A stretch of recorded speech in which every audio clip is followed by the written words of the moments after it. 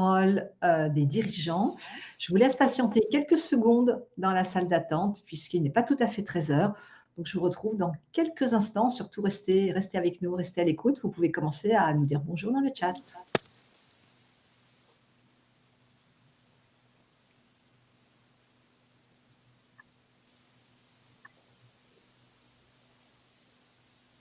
Bonjour, bonjour. Restez bien connectés, ça démarre dans quelques secondes.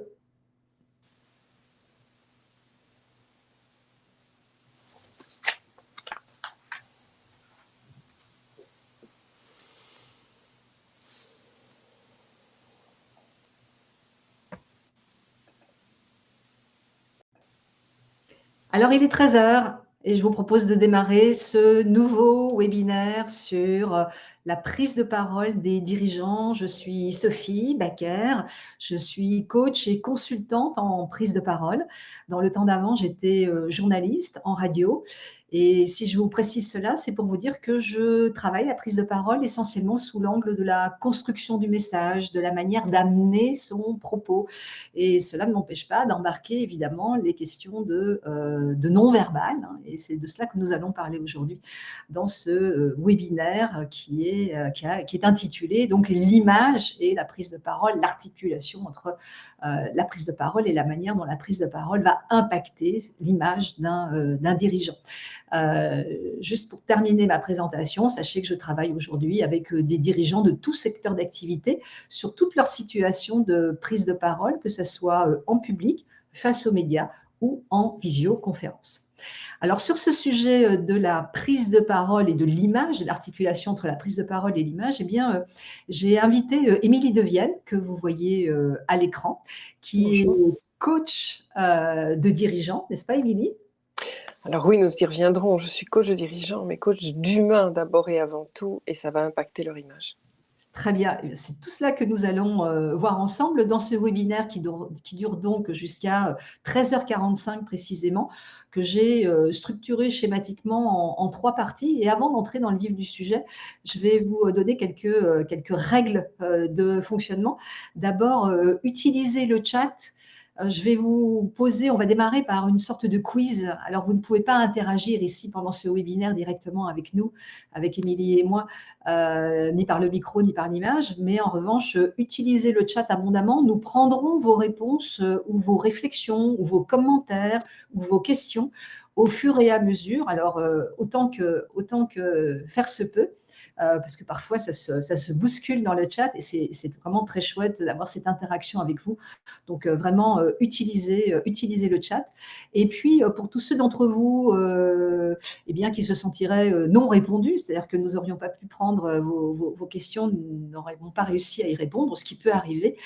Ou bien aussi, si vous avez une problématique singulière, puisque ici nous allons parler bien sûr des grands ensembles, si vous avez une problématique singulière, eh bien, prenez rendez-vous. Vous avez en haut de votre écran une barre verte et dans la barre verte, vous avez un bouton rouge. Cliquez ici. Prenez rendez-vous, vous allez atterrir sur un agenda partagé. Une fois encore, pourquoi rendez-vous? Eh bien, parce que la prise de parole, d'une manière générale, est une question singulière, hein. C'est pour ça que vous avez 2 coachs en face de vous. C'est parce que chaque individu, chaque personne que vous êtes, eh bien, a une problématique, une situation, des questions spécifiques, des questions singulières. Et dans ce webinaire, nous allons traiter les grands ensembles, mais bien sûr, voilà, vous pouvez prendre rendez-vous avec moi, avec Émilie, pour aller plus loin, aller au-delà des questions qui seront traitées dans ce webinaire. Alors voilà pour les règles du jeu. Je vais commencer, comme je vous l'indiquais, je vais commencer par une sorte de quiz pour savoir où vous en êtes, vous, sur le sujet de l'image du dirigeant que vous êtes, hein. En principe, ce webinaire, il est réservé aux dirigeants. Ça veut dire que vous avez voilà, un management avec une situation de leadership, des décisions à prendre, des décisions à faire passer, des équipes plus ou moins importantes, mais vous êtes, disons, en responsabilité, hein. C'est pour ça que nous nous adressons vraiment aux dirigeants. Alors, quels sont les ingrédients qui fabriquent une image? Moi, ma proposition, et peut-être que Émilie n'est pas tout à fait d'accord. Moi, ma proposition, elle est de dire que les situations de prise de parole dans lesquelles vous vous trouvez, eh bien, elles participent beaucoup de la construction de l'image. Avant d'écouter le point de vue d'Émilie, je voudrais vous entendre dans le chat. Alors, première question que je vous pose, est-ce que vous êtes sensible, vous, qui êtes là dans ce webinaire, est-ce que vous êtes sensible à cette notion d'image? Alors déjà chez les autres. Par exemple, quand vous écoutez un politique à la radio, quand vous le regardez à la télévision, ou quand vous écoutez des émissions de télévision avec des dirigeants ou voilà, des personnes que vous croisez sur des colloques, des conférences. Alors, il y a des oui, oui, oui, évidemment, qui arrivent en rafale dans le chat. Bon, d'accord, ok, ok. Alors, on va passer à la deuxième question. Est-ce que vous vous souciez de votre propre image? Est-ce que, ah, il y a un non, c'est intéressant.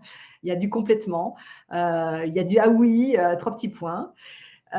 Et alors, j'ai une troisième question pour vous. Est-ce que vous savez comment travailler votre image? Est-ce que vous avez déjà intuitivement ou parce que vous avez déjà suivi des coachings, des formations, est-ce que vous avez déjà de la méthode, des techniques, des points de vigilance pour travailler votre image? Alors, j'attrape quelques réponses dans le chat. Oui, non, peut-être, intuitivement, pas vraiment. Alors là, on a déjà des réponses beaucoup plus mitigées. Émilie, j'ai une question pour vous. Est-ce que les dirigeants qui viennent prendre de bons conseils auprès de vous, est-ce qu'ils ont conscience de l'importance de l'image dans le monde d'aujourd'hui? Alors oui, oui, oui, bien sûr qu'ils en ont conscience. Simplement, ils en ont conscience à différents égards. C'est pour ça que je vous disais tout à l'heure, je coach d'abord et avant tout, j'accompagne d'abord et avant tout des individus, des humains, et il se trouve qu'ils sont à un parcours de vie, à cette étape-là, d'être dirigeants. Donc ils vont avoir une image qui est faite aussi de toute leur histoire, de manière consciente ou de manière inconsciente. D'où l'intérêt, et je vois que Kate Chaumière vient de nous prononcer le mot, d'être congruent. C'est-à-dire d'être vraiment aligné entre leur intellect, leur pensée, leur tête, l'émotion, les émotions que leurs propos et leur posture suscitent en eux, et leurs actes et les actes qu'ils vont poser, et aussi leur comportement. Vous parliez du non-verbal tout à l'heure.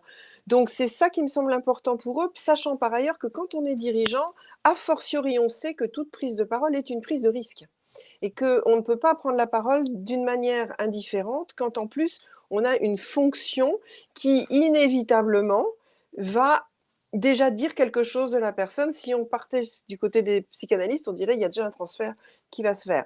Je voyais qu'il y avait, c'était intéressant dans le chat, il y avait du ça dépend du contexte ou du pas vraiment. Donc je pense que vous allez certainement être amené à avancer là-dessus, mais oui, ça dépend du contexte, mais pour un dirigeant, quel que soit le contexte, que ce soit la machine à café, le barbecue, le party de Noël ou devant ses actionnaires, l'enjeu est le même, il est telle et telle personne, par ailleurs dirigeant de telle et telle société. Et ça n'est pas neutre. Alors, effectivement, merci Émilie, parce que moi j'ai vraiment envie voilà, de continuer de m'embarquer dans la même direction que vous. Alors, c'est intéressant parce qu'on a soulevé les deux mêmes points.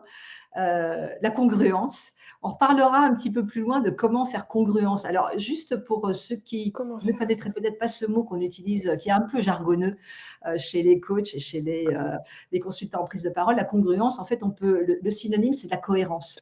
C'est la cohérence entre ce qui émane de soi, ce qu'on dit, l'apparence qu'on a.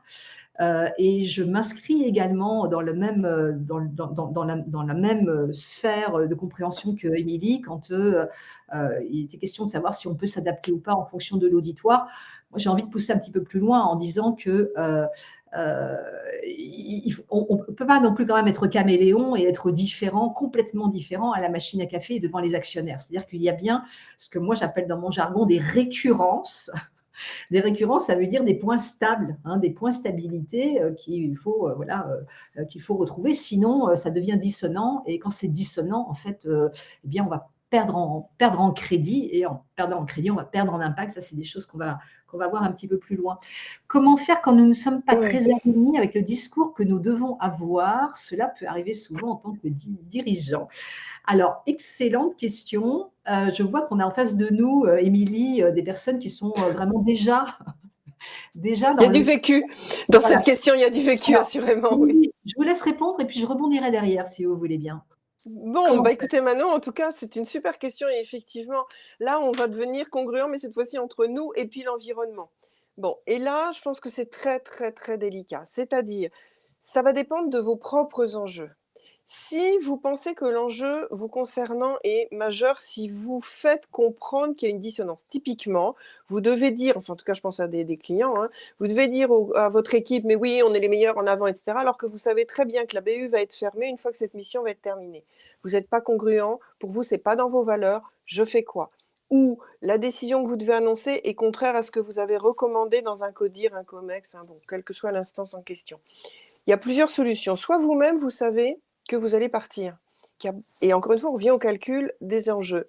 Et vous osez, avec le tact, la déférence, la tata, de le faire, du style « je suis porteur ou porteuse de ce message ».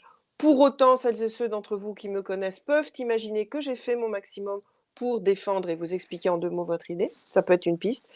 Si c'est trop dangereux pour vous, parce que plein d'autres raisons qui font que vous êtes en poste et bien d'intention d'y rester, eh bien, vous jouez le jeu et c'est tout le problème de la duplicité qui fait que vous revenez parfois, je dois l'avouer, je ris, mais c'est vraiment pas drôle, venir nous revoir parce que c'est à un moment donné, je ne peux plus, avec cette culture d'entreprise, continuer sur cette voie-là. La fameuse phrase du « je n'ai pas signé pour ça ». Typiquement, un rachat d'une entreprise par une autre, les valeurs sont pas les mêmes, pardon. Un client qui se comporte en dépit du bon sens au regard de votre cadre, mais c'est un client, etc., etc. Et là, ça vous amène, vous, à vous poser des questions sur votre propre place, votre évolution de carrière. Et on voit à ce moment-là que la prise de parole vient dépasser très, très largement l'exercice, je dirais, d'une forme d'art oratoire. C'est ce qui d'ailleurs, je pense, Sophie, vous nous le direz, mais fait la différence entre de l'art oratoire ou de la prise de parole à portée managériale, entrepreneuriale, etc. Et à partir de là, de cette simple prise de parole, qui ne je pense simple, mais bon, admettons, on va attaquer directement une évolution de carrière. Voilà un petit peu spontanément, Manon, ce que je pourrais vous dire. Ça marche. Alors là aussi, je vais m'embarquer dans le train que vous avez ouvert, enfin dans les brèches que vous avez ouvertes. Effectivement, j'ai l'habitude de dire que la prise de parole a pour enjeu d'être entendu, compris, et donc avec une dimension d'impact. Quand l'art oratoire, parce que c'est un art, moi je travaille sur une technique, avec une méthode, d'ailleurs, j'en ai pas encore parlé, mais j'ai créé la méthode du losange. L'art oratoire a pour vocation à faire joli. Alors, c'est un petit peu cruel pour tous ceux qui plaident en faveur de la rhétorique, des concours de rhétorique, etc. Mais c'est pour bien distinguer effectivement que très souvent en France, on a une culture de la prise de parole qui ressemble davantage à une culture de l'art oratoire. Hein, c'est-à-dire qu'on vient d'une culture très littéraire, hein, les grandes envolées. Alors, les avocats sont ceux qui, semble-t-il, seraient les plus symbolisant cette dimension de l'art oratoire. D'ailleurs, ils ont encore des concours d'éloquence. Donc, schématiquement, hein, c'est un petit peu simpliste, peut-être, c'est un peu schématique, mais l'art oratoire sert à faire joli.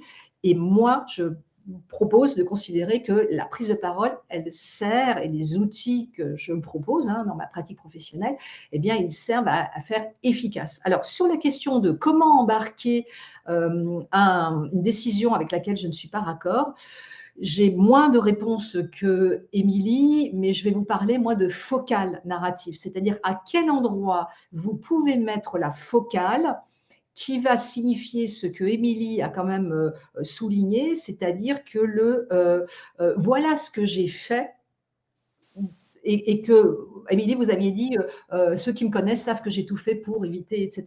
Okay. Moi, je vais le tourner autrement, avec des outils de construction du message qui sont un peu différents, mais pour en arriver à cet endroit-là, qui va raconter qu'est-ce que moi, en tant que dirigeant, j'ai fait, en quoi j'ai alerté, qu'est-ce que j'ai cherché comme autre solution pour éviter d'en arriver avec la fermeture de la BU, si on reste sur cet exemple-là. Donc, vous voyez que, et c'est un sujet, merci d'avoir posé la question, parce que c'est vraiment un sujet sur lequel vous nous sollicitez très souvent, vous les dirigeants, Comment faire quand on n'est pas 100% raccord? Moi, je réponds avec une focale. Émilie, un mot supplémentaire avant de passer à la suite? Oui, pardon, oui, prise de parole, je lève le doigt comme à l'école, en fait, hein. Très bien. Non, c'est simplement pour ajouter par rapport à ça qu'il me semble important, quand il y a un désaccord, de trouver à minima un petit point de partage. Et là, le point de partage pouvait être effectivement cette émotion de dire: «Bon, ben, voilà, on est réunis, voilà, il y a ça, mais au moins ce qu'on a en commun, c'est que chacun va faire un effort ou va tenter de faire un effort». Trouver ce petit point d'appui et peut-être que du coup, ça vient à la question de Myriam, elle nous dit quoi? Que faire lorsque l'on est réservé et que l'on appréhende de prendre la parole en public? Ça, je pense que ça nous amène sur la question du stress. On va continuer. On va continuer. Je vais vous répondre. On va avancer dans ce déroulé de cette présentation. Je reviens sur les slides et je vais évoquer. Alors, on a commencé déjà à en parler, mais je voudrais qu'on évoque un petit peu plus en profondeur la question de l'enjeu du leadership. C'est-à-dire que un dirigeant, Émilie en parlera mieux que moi, un dirigeant, c'est quelqu'un qui est en situation de prendre des décisions, d'annoncer des décisions, de faire passer des décisions. C'est quelqu'un qui doit embarquer des équipes, qui doit convaincre un parterre d'actionnaires ou une assemblée générale, enfin j'en sais rien, vous le savez mieux que moi. Et cette question cette articulation entre image et prise de parole, voilà, je voudrais qu'on la souligne en particulier. Moi, je considère, mais parce que mon métier, c'est exclusivement la prise de parole, alors que Émilie a un champ plus large. Moi, je considère que la prise de parole est un ingrédient majeur, essentiel dans la construction d'une image. Pourquoi? Parce que en fait, c'est le moment dans lequel eh bien, le dirigeant il est observé, il est regardé. Et si je reboucle sur la question qui nous a été posée sur la question du stress, de la prise de parole, je vais le résumer comme ça, eh bien, il y a justement cette dimension du regard des autres sur soi. Ça s'appelle la glossophobie, hein, c'est la phobie de parler en public. Et moi, je pars du principe qu'on est tous plus ou moins atteints par de la glossophobie. Et c'est pas parce qu'on est en haut d'un organigramme que on est débarrassé de cette glossophobie, ou en tout cas de ce stress de se sentir seul sous le jugement, sous le regard des autres. Et là, la méthode de construction de messages que j'ai créée, que j'ai appelée la méthode du losange, elle permet en fait d'avoir des points d'appui, d'avoir un process de fabrication. Je le développerai plus longuement, un tout petit peu plus loin, mais je commence à semer des germes pour la suite. Cette méthode de construction de message, elle permet d'avoir du point d'appui, hein, elle permet de construire le récit. Je reviens sur ce que je disais tout à l'heure à propos de l'art oratoire. Nous n'avons pas en France une culture de la prise de parole. Nous avons une culture de la restitution de quelque chose qu'on a mémorisé, mais pas une culture d'aller chercher l'impulsion, de montrer cette dynamique narrative. Et moi, ma proposition, c'est de considérer que si votre public ne vous perçoit pas dans une capacité de dynamique, et ça nous amène à la question du non-verbal qu'on a déjà évoqué, mais sur laquelle je voudrais un peu insister, s'il n'émane pas de vous en tant que prenant la parole, cette dimension de dynamique, d'engagement, de conviction, eh bien votre image va s'en trouver pénalisée. Euh, un petit mot, Émilie, là-dessus, avant qu'on poursuive sur une première recommandation que je vais vous faire. Ben, peut-être déjà revenir sur, effectivement, c'est pas parce qu'on est en haut d'un organigramme qu'on est débarrassé de cette réserve, de cette retenue. Au contraire, bien au contraire, parce que si on est en haut, on prend encore plus la mesure de l'ensemble du paysage, l'ensemble, encore une fois, des enjeux. On parlait de timidité, on parlait de réserve. Moi, ce qui me semble vraiment, vraiment, vraiment important, en tout cas, c'est la manière dont j'accompagne mes clients là-dessus, c'est ne pas chercher à être quelqu'un d'autre. Si vous n'êtes pas un style à la Bill Gates, c'est pas grave. Faites à votre style. Un introverti va rester l'introverti et c'est OK. Par contre, on va travailler en quoi cette introversion va faire de lui quelqu'un qu'on va écouter d'une autre manière, d'une manière plus singulière qu'un extraverti qu'on ira chercher ailleurs. Donc, le cerveau, les neurosciences nous aident beaucoup, nous apprennent qu'il est beaucoup plus facile de renforcer ce qui va bien que de corriger ce qui va mal. Donc, je trouve qu'il y a assez de contraintes comme ça dans la vie pro. Commençons par renforcer ce qui va bien. Vous avez un ton, vous avez une tenue, vous avez un style. Capitalisons d'abord là-dessus et on avisera après. Ça, c'est la première chose que je recommanderais. Maintenant, pour nos timides, réservés, retenus, etc., dans un des livres que j'avais écrit, je proposais un bouquin qui n'est pas de moi ni de Sophie, et qui s'appelle La force des discrets. C'est une américaine, Susan Cain de mémoire, qui l'a écrit. Et il y a des YouTube, il y a toutes sortes de TED et de trucs que vous pouvez trouver sur elle.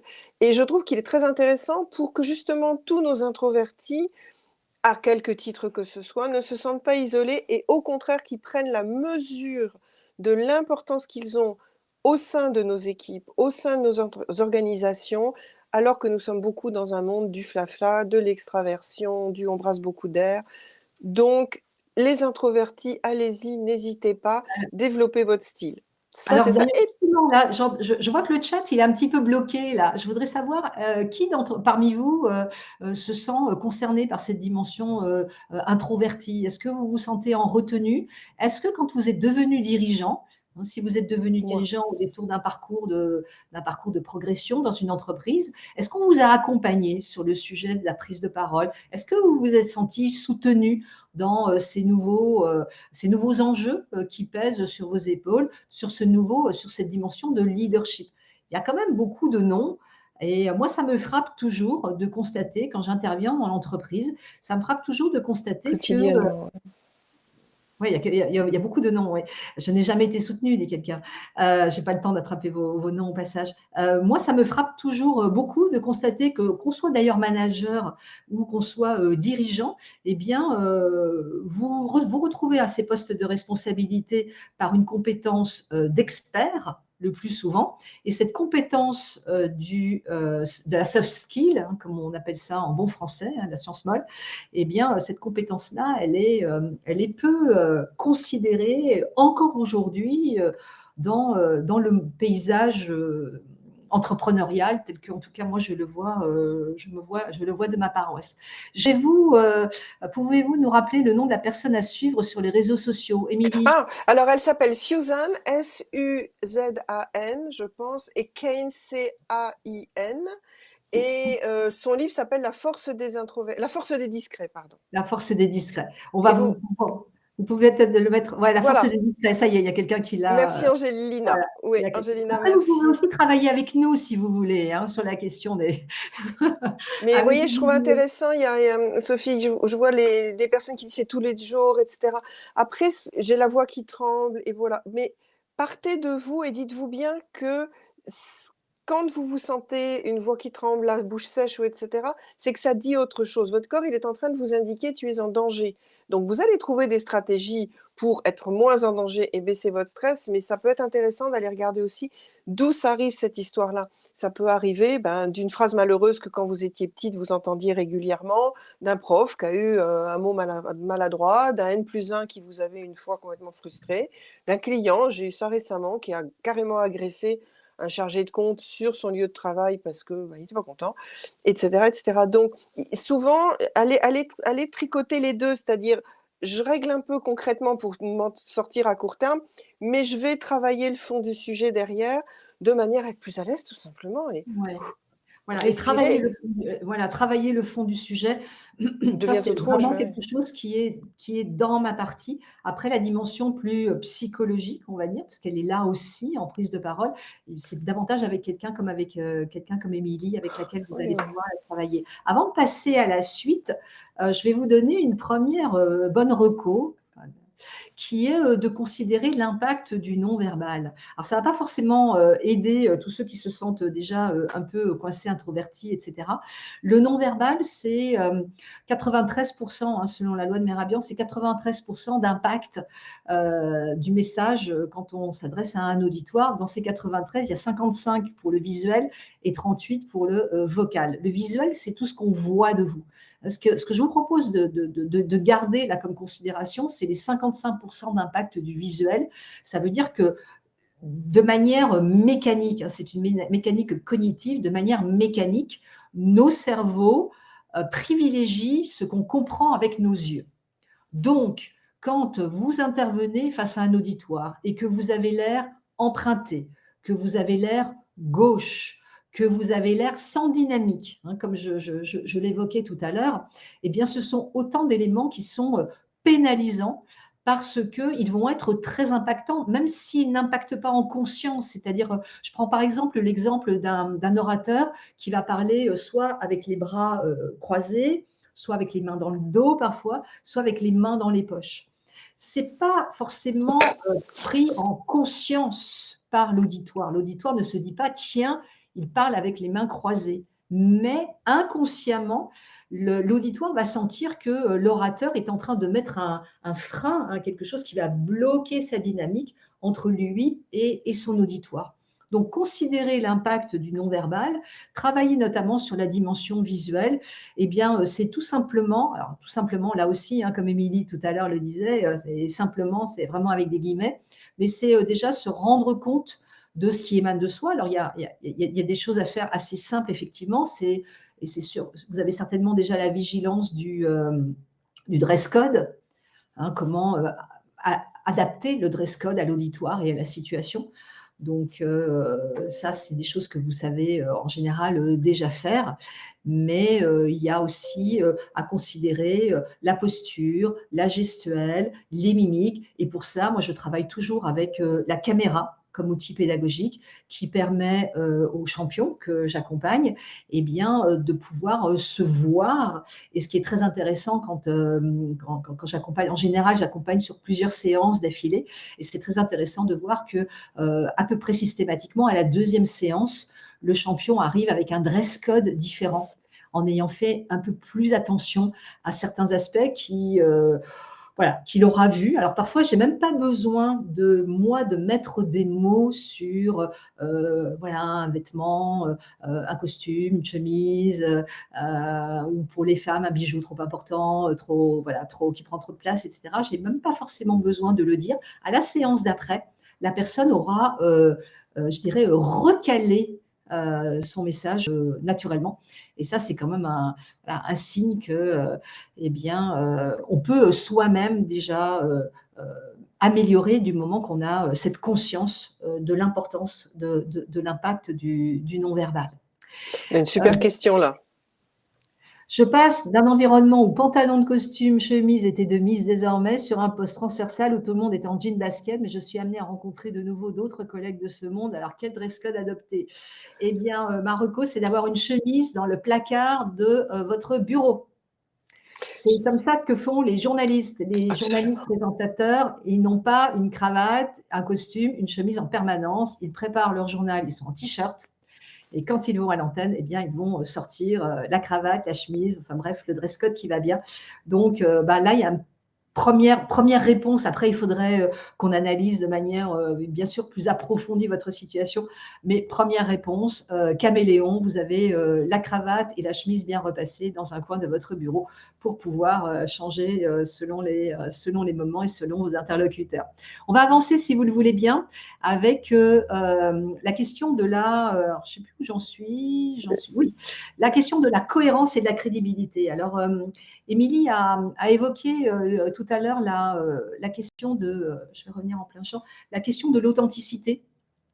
Moi, j'ai plutôt tendance à parler, enfin, moi, ce qui me vient plutôt, c'est plutôt la vérité du discours, plutôt que l'authenticité, qui me paraît être une notion plus psy, on va dire, en tout cas dans ma manière à moi de considérer les choses. Et moi, je préfère parler de la vérité du discours.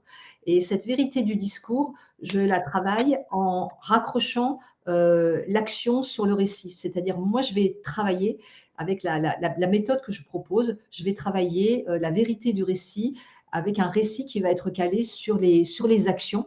Ça s'appelle la dimension pragmatique du langage, si on va chercher du côté des linguistes. Et cette dimension pragmatique du langage, je vais proposer de la travailler avec du verbe d'action conjugué à la première personne et qui répond à la question comment. Hein, qu'est-ce que ou comment je fais? Qu'est-ce que j'ai fait? Comment je fais? Qu'est-ce que je suis en train de faire? Passé, présent, futur. Je reprends l'exemple de la fermeture de la BU. Qu'est-ce que j'ai fait? Comment j'ai mis en place? Qu'est-ce que j'ai fait pour éviter cette fermeture? Qu'est-ce que j'ai fait pour recaser? C'est pas très joli caser, mais c'est le mot qui me vient, hein, pour retrouver, faire retrouver un job. Repositionner, Repositionner, merci. ça fait très style ça, repositionner, tout de suite ça va Merci. mieux.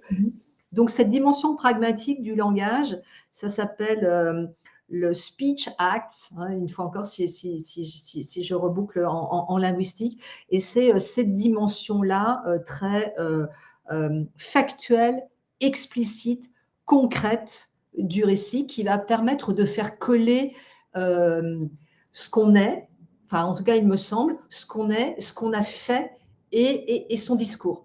Parce que quand le discours est décalé par rapport à la personne, eh bien, il y a cet effet de je m'écoute parler.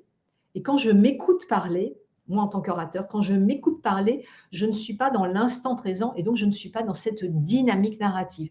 Et quand il n'y a pas de dynamique narrative, eh bien, il n'y a pas cette dimension d'impact, de crédit, d'image positive dans ce qui se dégage de la personne qui est en train de parler. Donc, je ne sais plus où j'en étais, crédibilité, cohérence.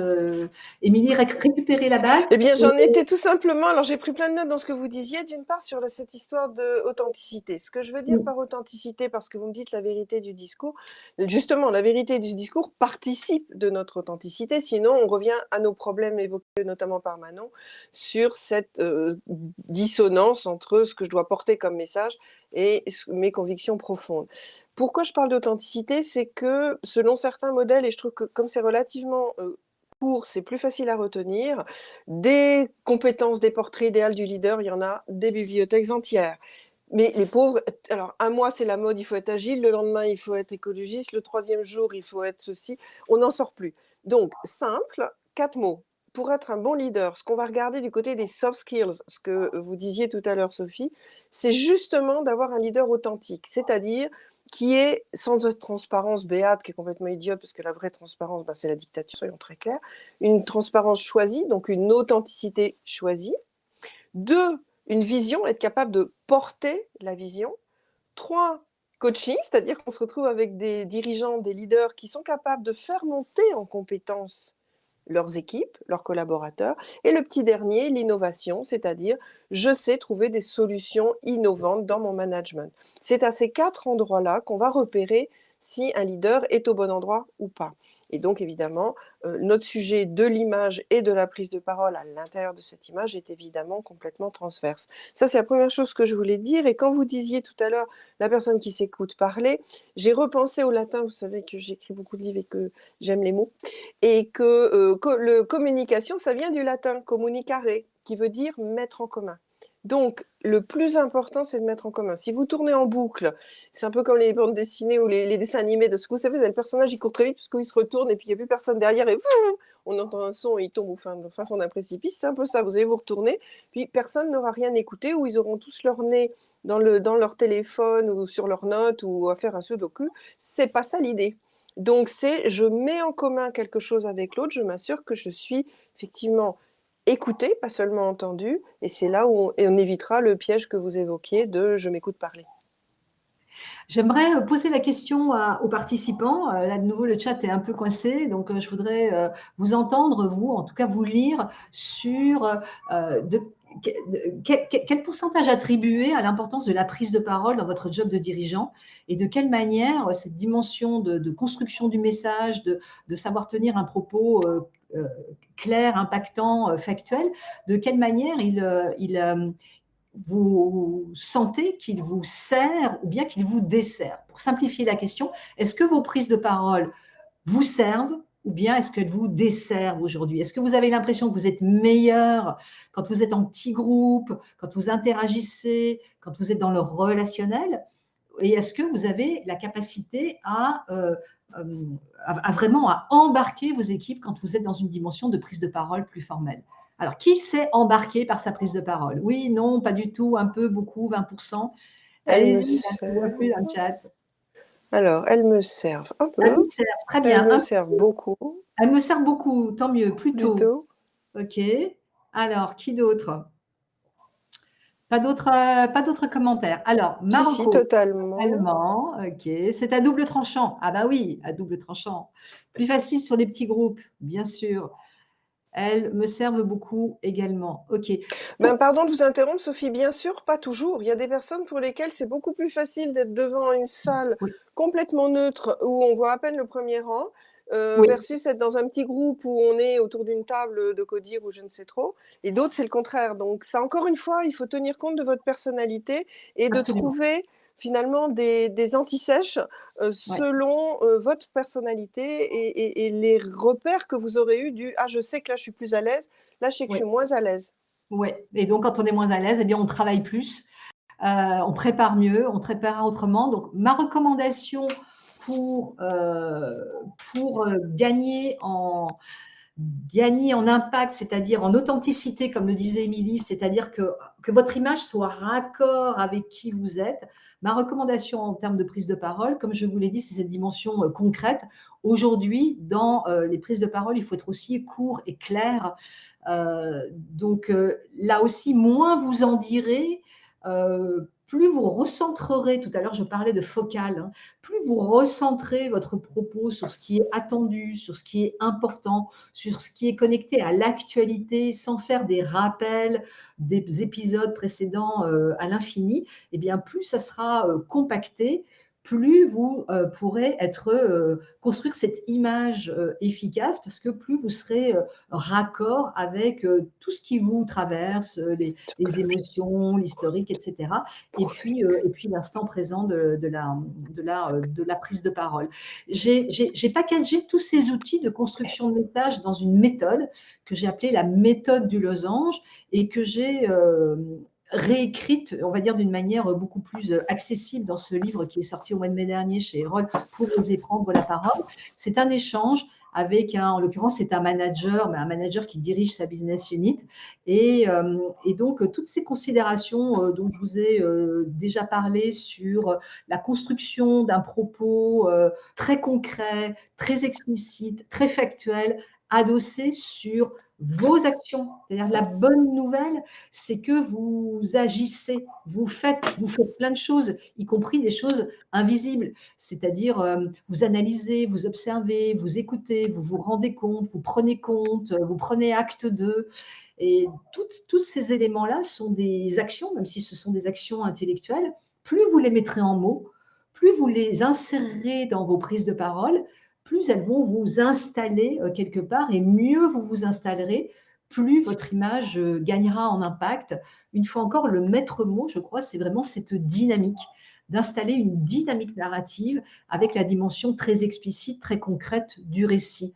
Peut-on résumer, demande Angelina, en disant que l'objectif de la prise de parole est de prouver que nous avons tout mis en action pour le bien du collectif? Bah, écoutez, bravo. Alors, soit on est super clair, Émilie et moi, aujourd'hui, soit vous avez déjà déployé une bonne réflexion sur ce sujet-là. Mais je trouve que votre résumé, il est extrêmement pertinent. Oui, ça consiste à prouver, effectivement, le récit factuel, il vient prouver que vous considérez, que vous observez, que vous êtes là, à votre manière, comme le disait Émilie, c'est-à-dire pour les introvertis, eh bien d'une manière plus discrète, oui, plus discrète, et puis pour les extravertis, ben, à leur manière à eux. Mais vous prouvez, c'est exactement le bon terme, vous prouvez que vous êtes là, que vous êtes dedans. Et donc, c'est ça qu'on attend aujourd'hui, je crois, d'un dirigeant. L'image d'un dirigeant aujourd'hui, c'est la preuve qu'il est dedans, qu'il est là, qu'il est présent. On n'a pas tout à fait fini. Oui, je vais vous passer Sophie, la parole. pardon, je vous interromps. Ouais, Une il y a seconde. une dernière reco, mais allez-y, Émilie. Juste attention à prouver, ne pas tomber dans la justification. Selon votre posture, vous n'êtes pas là pour vous justifier, vous pouvez être là pour avoir à présenter quelque chose. Donc faites attention. J'aurais tendance, plutôt que prouver, à vous proposer, Angelina, partager. On revient à mon communiquer, mettre en commun. Moi, je pense que la prise de parole est là pour partager. Et quant à dire qu'on a fait pour le bien du collectif, attention, parce que le bien, c'est un jugement de valeur. C'est-à-dire que regardez les questions que nous avions plus haut, notamment avec Manon, c'est pas toujours nécessairement pour le bien, c'est à l'endroit H en fonction de votre responsabilité et de d'où arrive le message, si c'est vraiment le vôtre ou si vous êtes obligé de le prononcer, Donc moi, je dirais plutôt que l'objectif d'une prise de parole, c'est de partager que vous avez tout mis en œuvre ou en action, ou en tout cas en œuvre, parce que parfois, c'est pas encore en action, mais vous avez recommandé fortement des actions, que vous avez mis tout en œuvre dans l'intérêt du collectif. Et chacun ira chercher son intérêt là où il veut. Je pense que ce serait plus juste. Voilà. D'accord. Alors, c'est tout à fait intéressant. Moi, j'utilise, prouver, mais effectivement, j'explique que ce n'est pas de la justification. Ah si, si, oui, tout à fait. Voilà, le partager me paraît pas tout à fait suffisamment straight to the point parfois, pas tout à fait, direct et en tout cas, je suis absolument raccord avec vous, il ne s'agit pas de se justifier, il s'agit de dire ce qu'on fait. Voilà, il s'agit de dire ce qu'on fait et de prouver l'action en fait. Si voilà, pour préciser juste sur le prouver, mon enthousiasme sur le prouver, c'est prouver l'action qu'on a mise en place, c'est prouver l'action qu'on a mise en place dans telle ou telle situation. Il y a le Je point de vais laisser la parole. Ça, c'est vrai que c'est important de laisser les autres s'exprimer, si c'est le format. Parce qu'il y a des moments où c'est pas le format de la prise de parole et on peut pas la laisser. Mais dans la mesure du possible, oui, laisser la communiquer, mettre en commun, on y revient. Ah bah, super. Alors, une dernière recommandation pour la route avant de nous quitter, c'est la dimension de l'entraînement. Alors, peut-être chez moi plus que chez Émilie, la prise de parole est un exercice, comme un exercice sportif. D'ailleurs, j'aime bien les métaphores sportives, donc je vous ai concocté voilà, cette image des nombreuses balles de tennis que le joueur de tennis a testé, essayé, tapé la balle avant d'arriver à faire franchir le filet dans la méthode du losange, qui est cette méthode de construction donc d'une prise de parole que j'ai construite, hein, que j'ai construite sur mon expertise de journaliste, constatant que les personnes que j'interviewais eh bien, étaient beaucoup plus souvent qu'on ne pourrait l'imaginer en veine d'un discours clair, concret, impactant. Eh bien, sur cette méthode que j'ai construite, il y a vraiment une dimension d'entraînement. Je n'ai pas de baguette magique, il n'y a pas de grand soir. On ne devient pas un orateur, un prenant la parole, impactant du jour au lendemain. En revanche, je vous propose, et je crois que Émilie, en tant que coach, à sa manière aussi, nous vous proposons de la réflexion, du point d'appui, de la ressource. Et si je reviens sur mon expertise, je vous propose de construire le récit en respectant une méthode de construction narrative, comme un pâtissier eh bien, mélangerait les ingrédients dans un certain ordre pour arriver à un gâteau formidablement réussi. Et ce parcours, cette technique, elle est très simple intellectuellement. Je vous en ai dit l'essentiel, hein, donc sur cette dimension très concrète, explicite du récit. Euh, je vous en ai donné voilà l'essentiel. Elle est très simple intellectuellement, mais comme le coup droit au tennis ou comment ça s'appelle au golf, le Je swing suis au pas golf, très bonne en golf, faut pas dire voilà, nul, je ça pourrais s'appelle pas le vous swing. aider. Si vous pouvez nous aider dans le chat là avec nos métaphores, eh bien, de la même manière, ça s'entraîne, ça s'installe. Et pour en revenir sur l'un des points qui vous a manifestement préoccupé, le swing Ah, le aussi. swing. Merci. Ouais, le swing. Un des points qui vous a préoccupé au début, c'est vrai que très souvent, moi, j'ai constaté que tout ce qui était de l'ordre du stress, de la prise de parole, de cette timidité, cette retenue, cette dimension introvertie que nous sommes très nombreux à avoir, eh bien, elle est augmentée, renforcée parce que vous n'avez pas de technique. C'est-à-dire que vous avez développé souvent intuitivement des process, des trucs et astuces. Et nos métiers, une fois encore, je reviens sur le mien en particulier, nos métiers, ils vous permettent de vous donner des points d'appui pour que vous sachiez à quoi vous attraper, sur quoi vous tenir quand vous êtes dans ces situations de prise de parole qui contribuent donc, et c'était notre propos pour ce webinaire, qui contribuent grandement à installer votre image. Juste peut-être un dernier mot pour dire que l'image, ça contribue à votre pouvoir, c'est-à-dire que plus l'image est clairement identifiée, plus l'image est positive, évidemment, eh bien, plus vous allez pouvoir avoir de l'influence, plus vos équipes vont être embarquées, plus vos clients vont comprendre ce que vous leur proposez, plus vos parties prenantes vont signer. Je pense à vos actionnaires, à vos conseils d'administration. Donc, cette question de l'image dans le monde d'aujourd'hui, eh bien, elle est, me semble-t-il, hein, en tout cas, c'est ma proposition, directement constitutive de la manière dont vous allez pouvoir installer votre leadership, puisque c'est aussi un mot que nous avons prononcé ensemble. Émilie, merci beaucoup d'avoir été avec moi Je vous sur en ce prie. Merci de webinaire. m'avoir invitée, Si Sophie. vous tapez son Merci à nom, vos eh bien, vous réactions allez… aussi à tous. On va laisser des frustrations, hein. Peut-être faudra que vous me réinvitiez, Sophie, parce qu'il y a des questions sur le Teams, comment on fait avec le distanciel, la relation d'associés.